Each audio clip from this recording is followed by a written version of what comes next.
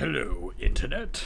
I'm Whinston, the wise Warthog, and I'm your daily dose of common sense.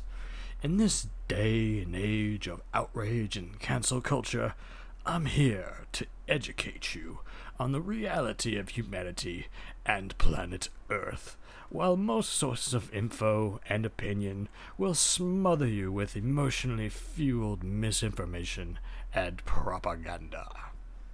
Which, oddly enough, is the topic for our very first episode: the obvious hypocrisy of the left. And since there are millions of Americans who willfully cling to their cognitive dissonance, inexorably rooted in their political tribalism, we're going to use a simple chart to help them follow along. Democrats, the epitome of self-righteousness, the embodiment of narcissism in politics. Can you believe that there was once a time when Democrats legitimately cared about election meddling? Once upon a time, there was this event known as Watergate, where a handful of intelligence operatives employed by Richard Nixon, a Republican, attempted to bug the hotel the DNC was staying in. The story exploded into a firestorm of front-page articles and juicy coverage. But it all started with two reporters who worked their asses off uncovering the truth from an anonymous source known as Deep Throat, Carl Bernstein and Bob Woodward.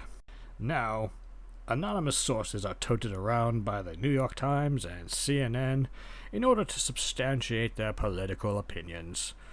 Could you imagine the embarrassment the Washington Post would endure if it turned out Deep Throat's info was nothing but biased political dribble or Russian misinformation? Where the hell is that level of integrity, that level of urgency and pursuit of the truth surrounding the weaponization of the FISA courts against Trump? The top anchors of CNN like Don Lemon smugly look you in the eye and say to read the report for yourself if you don't believe him that there was no spying. Then when you read the report, you see that it's very clear that the FBI misreported the facts over 20 times. Within the span of 50 years, we've gone from burying a presidency over a handful of men attempting to spy on their political rivals, to validating a sitting president authorizing the FBI to investigate his rivals using secret courts and wiretaps. It's somehow legitimate because they manipulated the proper channels instead of ignoring them, despite the complete failure to find any illegal activity from Trump. What makes Obama's spying legit, but Nixon's not? Because he used the FBI and secret courts to do it?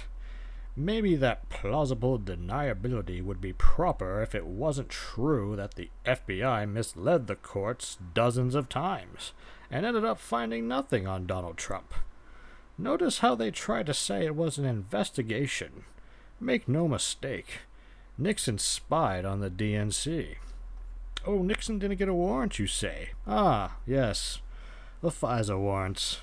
The same warrants the FBI practically cheated the system to obtain, acting like it wouldn't be damning if they had found some dirt on Trump is ridiculous. The American justice system has standards and protections to our civil liberties. Acting like someone is guilty until proven innocent is counter to the very substance of Roman law, which the West is by and large based upon.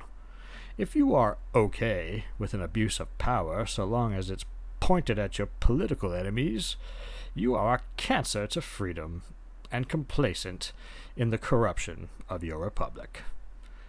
I think one of the most damning traits about modern Democrats is they obsess about the orange man's personality and mannerisms, yet when very real and dangerous actions are setting very damning precedents, they scoff like some sadist who would rather rule over the ashes of an empire before having the integrity to get over an election from 3 years ago.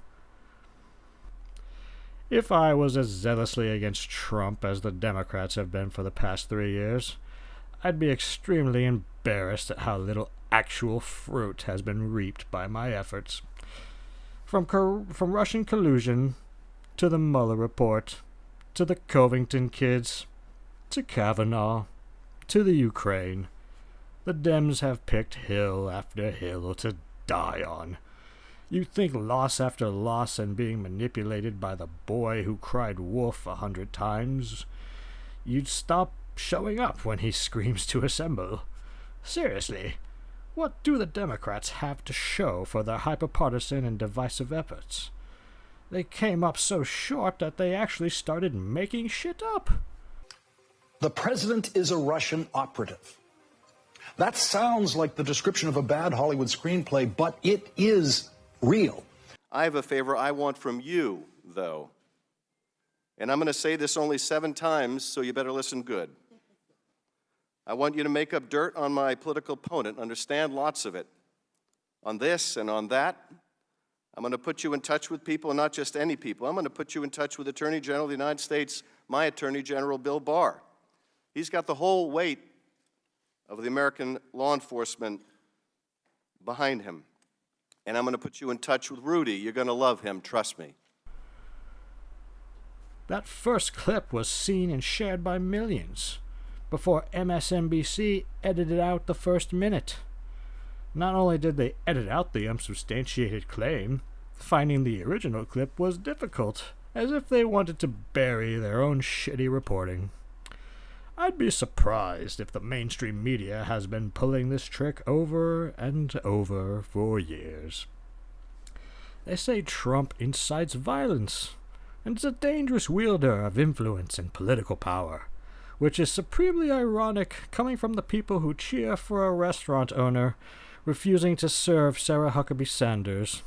But if a baker refuses to make a cake for a couple lesbians, we need to destroy his business and his life in order to stand up for civility. If you see anybody from that cabinet in a restaurant, in a department store, at a gasoline station, you get out and you create a crowd. And you push back on them. And you tell them they're not welcome. The reason Joseph Stalin had gulags, right? Mm-hmm. And actually gulags were a lot better than what the CIA has told us that they were. Like, people were actually paid a living wage in gulags. They had conjugal visits in gulags. Gulags were actually meant for re-education. The greatest way to break a billionaire of their privilege and their idea that they're superior, go out and break rocks for 12 hours a day. You're now a working class person, and you're gonna learn what that means, right? Bernie doesn't get the nomination, or it goes to the second round, and the DNC convention, Milwaukee would murder. It'll start in Milwaukee, and then when the police push back on that, and other cities. We want you to know we know where you sleep at night. Mailbox, We know where you sleep at night. we know where you sleep at night.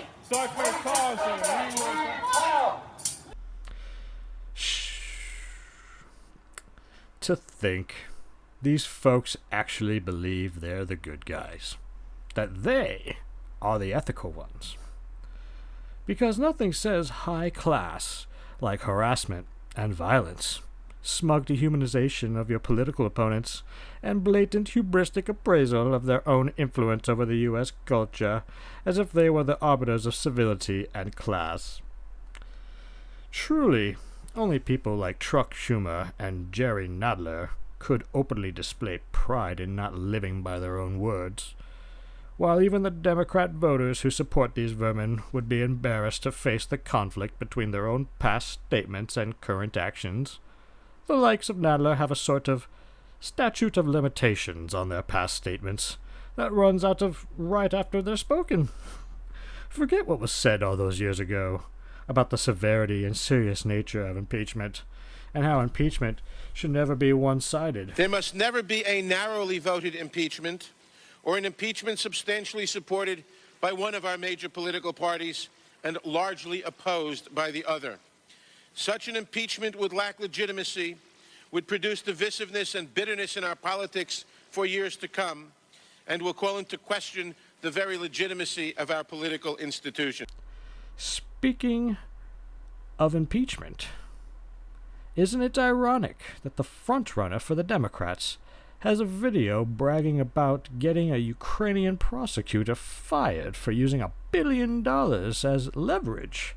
I remember going over convincing our team, or others too, convincing us that we should be providing for loan guarantees. And I went over for, I guess, the 12th, 13th time to Kyiv, and I was supposed to announce that there was another $1 billion loan guarantee.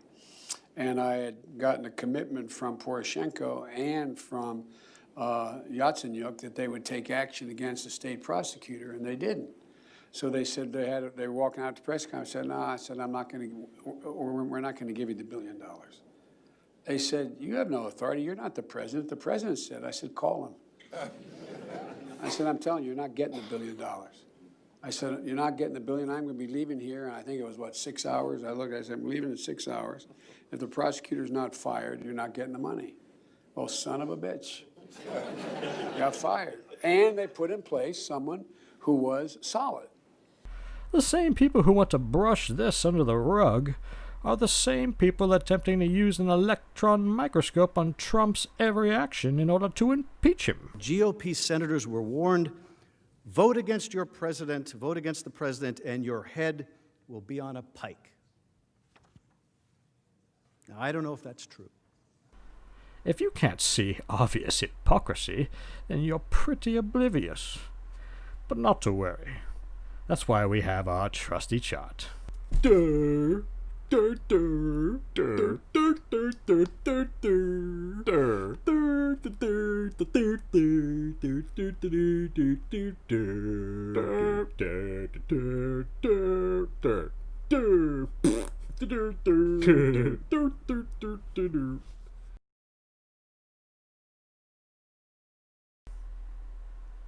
So, if you have a hard time seeing the joke of modern Democrat standards for impeachment, let's just compare it to their standards 20 years ago. 20 years ago, when a Democrat was being impeached, despite felony, we shouldn't impeach. But today, when no crimes exist, we should impeach. When a Democrat is bragging about their corrupt activity, it's brushed under the rug. But when a Republican president inquires about that same corrupt activity, abuse of power, they say.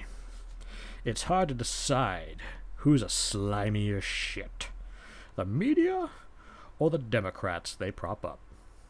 Democrats actually stalled the vote for a relief fund for Americans during this trying time. Not only that, they tried to tack on pork spending on things like solar and wind energy, saying things like, this is a tremendous opportunity to restructure things to our vision. So let me get this straight. Schumer thinks Trump is racist for taking action, but also that he's not taking enough action, all while deliberately stopping action being taken to help the market and Americans. It's almost as if they're happy to watch the economy burn so long as Trump is president. Reports of the coronavirus go as far back as late 2019. Democrats are now crying that Trump should have taken action far sooner. They must have forgot that they were busy conducting a sham impeachment based off of no crimes and hearsay testimony. You'd think people with such low standards wouldn't be so hard to please. If you aren't convinced of the piece of shit mentality the left has, I bring your attention to the Me Too movement. The left and their media lackeys covered the Brett Kavanaugh controversy vigorously. So vigorously, they attempted to legitimize the accusations against him. They tried to corroborate Ford's story so hard, but at the end of the day, you had conflicting accounts. Do you think the conflict of the accounts was highlighted? Or the original accuser and her story? The more you look into Kavanaugh's past, the more he looks like a Boy Scout. Meanwhile, Joe Biden has a library of pictures of him sniffing kids and making children uncomfortable with how he grabs them. And then recently, an old sexual harassment accusation against Biden as a senator has been brought back into the light. And there's even a bit of corroborating evidence. Now, I want to make it clear that Joe Biden is innocent until proven guilty. But that doesn't mean the media isn't completely guilty of brushing all of this under the rug. There's barely any coverage, little validation. In fact, the New York Times has published a hit piece on his accuser, attempting to call into question her motives. That same newspaper published hit piece after hit piece on Kavanaugh when he was being accused by Ford, and they attempted to legitimize Ford's accusation. At least Chris Hayes and Micah Brzezinski were willing to cover the story and even ask some tough questions to Biden himself, but let's not forget all their shit coverage of Russian collusion. When moderates and Republicans called out the court of public opinion for condemning a man of one of the most volatile crimes without any evidence, the leftists said that the Supreme Court was too sacred to take the chance of justice getting in the way of their biased condemnation. Then what about the presidency? If Trump talks about grabbing pussies, he's a rapist. But if Biden gets accused of grabbing a pussy, the Democrats are all crickets. Talk about double standards, outright hypocrisy, and attempting to sow discord. And now we have Me Too movement leaders endorsing Biden, some even explicitly saying they believe Tara Reade, but will vote for Biden anyway.